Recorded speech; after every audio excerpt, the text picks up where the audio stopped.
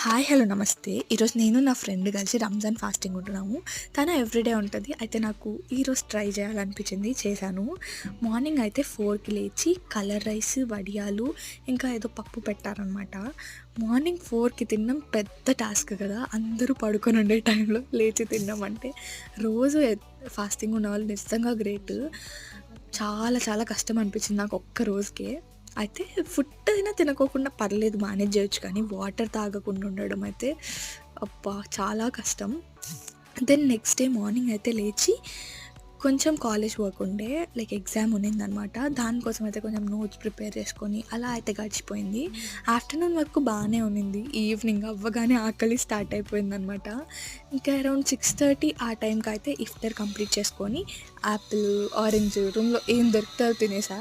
ఇంకెక్కువ ఆకలి లేకుండే. సో, నైట్‌కి పోహా తిన్నాననమాట. అలా డే కంప్లీట్ అయింది.